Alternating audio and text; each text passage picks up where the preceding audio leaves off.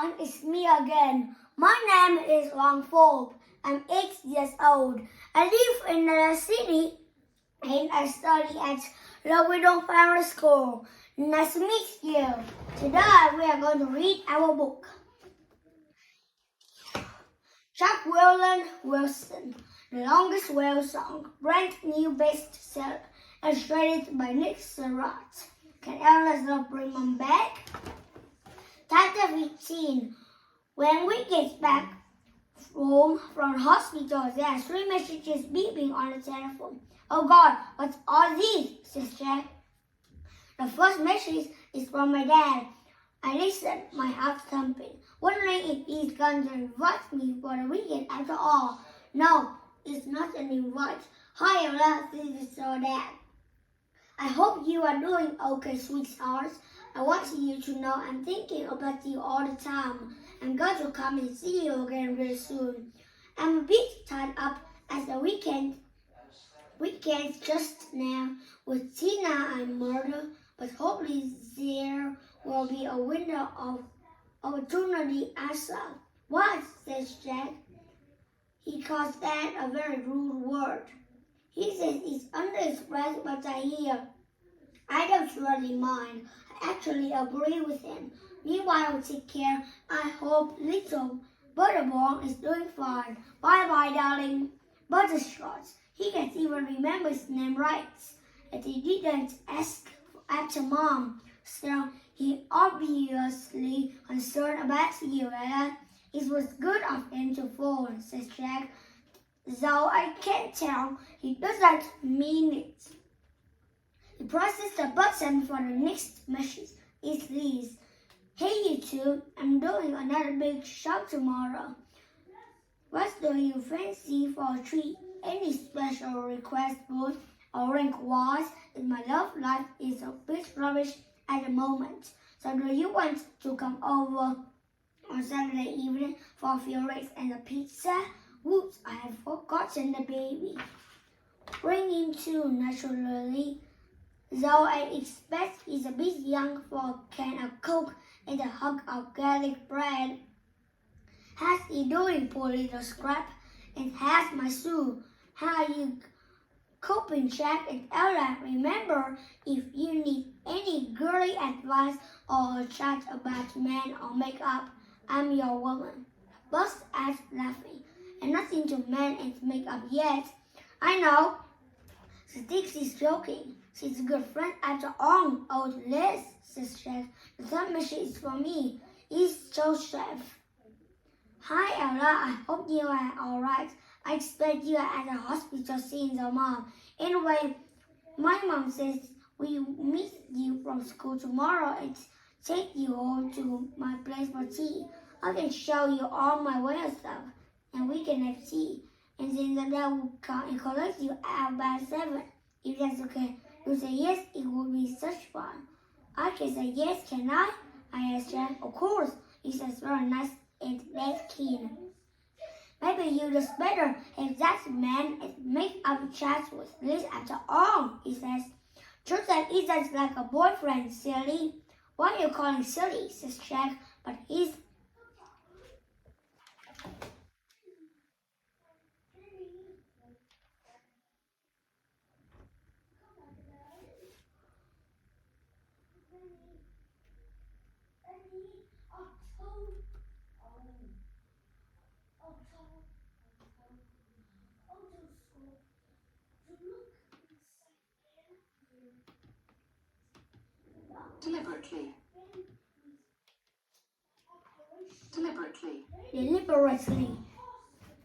deliberately putting a silly face. Now let me get on with my marking. Jack, if I go to tea with Joseph, I don't have to go to at the school club, do I? No, I suppose not. That is probably bond you anyway, so I don't ever have to go again. I said delightfully. No, hang on, you have got to go. We will just have grovel to Mrs. Matthews and listen, Ella. Keep away from Martha. Do you hear me? No more fighting.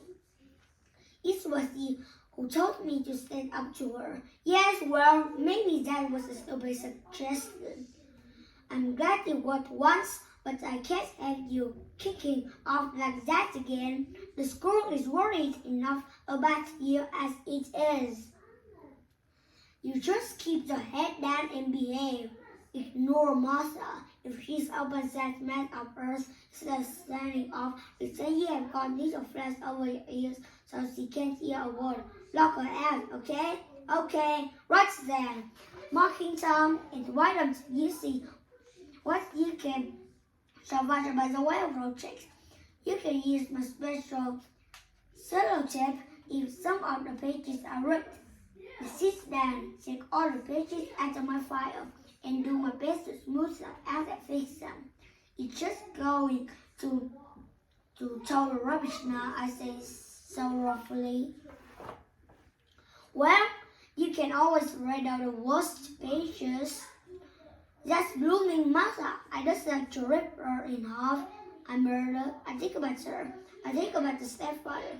Jack, have grown-ups allowed to each other nowadays? No. Though it's very tempting at times, it is me staring and choking. Some grown-ups see kiss, though? Yes, of course they do. Though it's very wrong. What's a whack? Is it like a smack? I don't know. Maybe. You wouldn't ever give me a whack, would you, Jack? What? No, of course not. I'm glad you are my stepdad. I'm mother sticking another torn page with sellotape. Here, this word.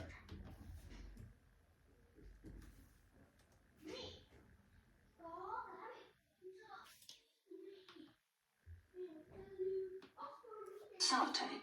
Sellotape. Sellotape. Now Jack's staring at me. That's the nicest thing you have ever said to me, he said. I think I was giving him a hug, but that must be going a bit too far. Shall I phone Joseph back then and say it's a dinner fight? Yes, for tomorrow? Yep, I will have a word with his mom. Chester starts wailing fretfully while Jack's on the phone to Mrs. Girl. I pick him up and change his nappy, and then we get ready for bed, putting him in his little splashing wet sleep suit. There now, who's a nice clean boy, all ready to snuggle up in the cot and go to sleep, I say. I put Santa's mucky day clothes in the washing machine, and then I wander around with him on my hip, collecting up the rest of his grubby clothes and some of my stuff and checks and get the load started. Hey, you will be qualifying for the Best Daughter of the Year awards. You keep this up, says Jack. Here, let me take over, sweetheart. You have a little time on the whale book, or have you got homework? No, I said quickly. Then I sighed. Yes, but it's spelling it that. Hate spelling. I will help you, says Jack. Using silly little songs to help you remember the words. Remember too, as it separates. A can spell isn't that great. Attraction has 3 T's, if you please.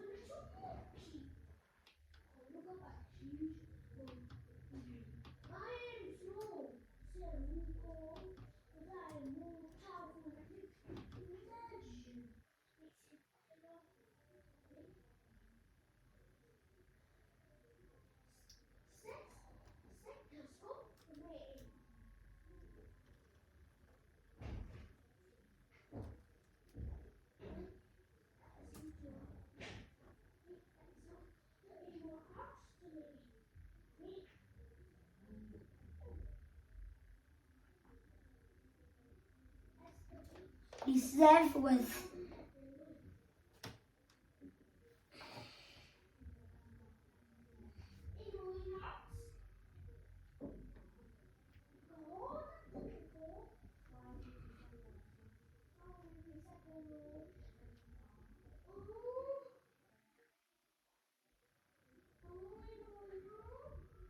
deceive will deceive you unless you sing with me before E, except after C, as we sing we much the rest of Tommy's chocolates. It's once I get 10 out of 10 on my spelling test the next day. The first time ever, Joseph gets 10 out of 10 too, but that's only to be expected. What on their last Miss Anderson? Then she asked quietly, just for me to hear. I'm surprising attempt to learn the spelling last night. I hear you had quite an eventful time at the school club. I looked down. Yes, well, may you hang your head. I will.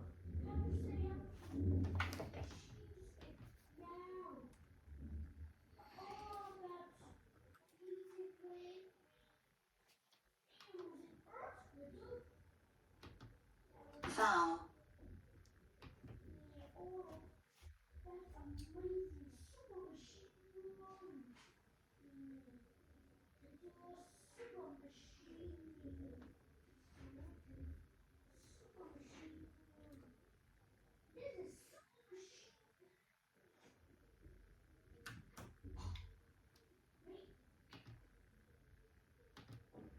Thoroughly.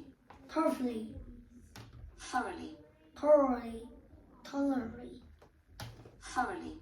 thoroughly, thoroughly ashamed of you and Master. Why don't you stop all this nonsense and make friends? Miss Anderson must be quite mad. I hate Martha and Martha hates me. She's weirdly quiet today, sucking on one side of Dory. Sally and Dory are going whisper, whisper, whisper, giggle, giggle, giggle, and it feels to be slowly being stuck beside them. But Joseph taps me on the back and passes me a little note. I'm so pleased you are coming to tea. I hope you like macaroni cheese and salad and fruit jelly and chocolate fudge. I made a fudge and it surely tastes terrifying thick. Joseph, I write him a little note back. I'm looking forward to going to tea with you. It all says yummy. I'm not usually a kissy person, but it might seem rude if I didn't return the compliment to Joseph. I passed it to him. Tommy looks a little left at, so I passed him a note. Thank you for the chocolates. I did enjoy it. You're welcome. I have more in my school bag. Tommy only got of 10 while spelling test. Still soon circulating notes like crazy, and it's great fun. Tommy shares some of his chocolate with us at break time, but keeps a few squares back for us to eat when we work on our children food project together. I dashed into the girls' toilets just before the bell goes. There's mother sitting in the sink, moodily swinging her legs and glaring at all the little kids scuttling in and out. She glances at me and makes very rude sign at me with a finger. I make it back at her and charge into a toilet cubicle. She's still sitting there when I come out to wash my hands. What after me, baby, you're splashing me. She growls. Well, you shouldn't be sitting there, should you? I said. I paused. The bell goes, but I don't throw it away. Martha, what? Did you get whacked last night? She blinks at me. How do you know? I just wondered. Did you hurt a lot? Mother shrugs. What do you think? But I don't care. I got my own back on that pig. I spat in his beer and he didn't notice and drank it all. He's such a loser. So my real dad, he just my stepdad. I've got a stepdad. Is he a pig too? Yes, totally. I said, and I make snorty noises. Mother giggles, but he's not always a pig. In fact, he can be quite nice sometimes. I say a little guiltily. Mine's never nice. He wouldn't know how. I hate him, says Martha, and she looks as if she must cry. Time is turning. If she was Sally or even Dory, I just put my arms around her, staring You have got some off, I say. I can't stick her either, Mother mumbles. She's mean to me too. And I'm truly shocked. I must never be mean to me ever, I say. There's a little light silence. Then, the mom can't be mean, can she? If she's just lying there like a vegetable, like a cabbage, stop it. It's as if a glass of white light has flashed inside my head. Mother is being horrid simply because it makes her stop feeling so unhappy. Like a carrot, like an onion, I can't stand her saying all this vegetable stuff. I want to slap her hard, but I also feel sorry for her. This is crazy, Mother.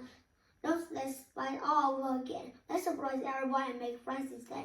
I wouldn't be friends with you if you were the best person on earth, says Mother, but she jumps out of a wash basin. You mean like best friends?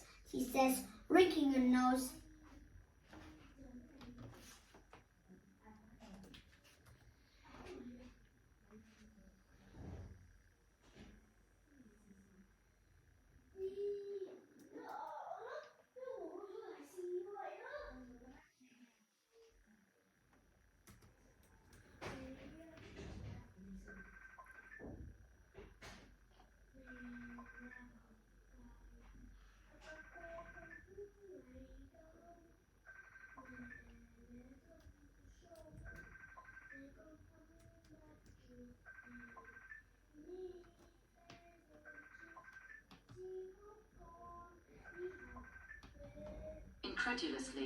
Incredulously. Incredulously. Just friends, I say. So do you think Sally's still the best friend? Mother asks. Nope, don't you mind? Yes, but I've got another best friend now. Who is it that you haven't? I'm so chuffed at my best friend. No, I know you are crazy. Joseph boy is a total geeky freak. Well, I like him, I said. Oh, please, he gives me the creeps. Mind you give me the creeps too, said Mother. Creepy, creep, I say, tickling her. She tickles me back until we are both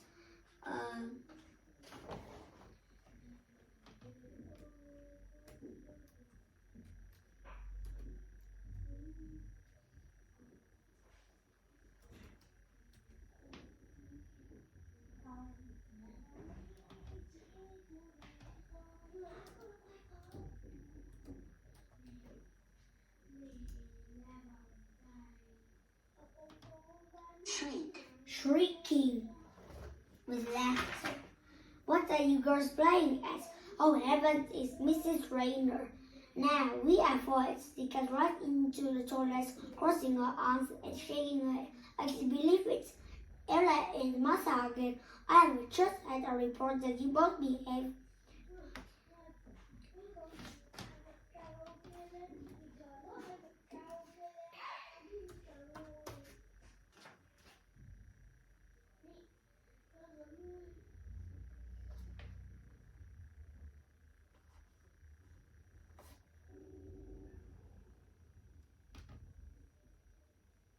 Abominably. Excuse me. Abominably. Excuse me again. Abominably. Abominably. Abominably.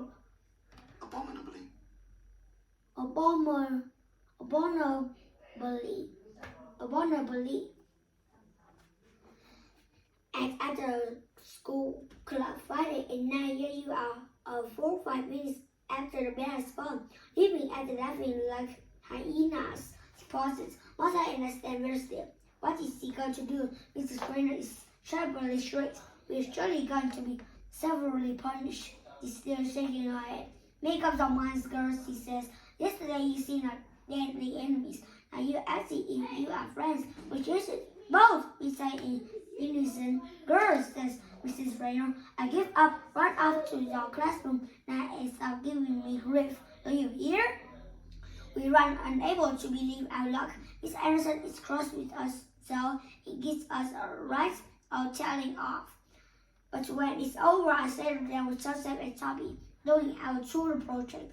They work on a description of the kitchen in a pseudo palace while I saw a picture of a great hog roasting on a complicated spit.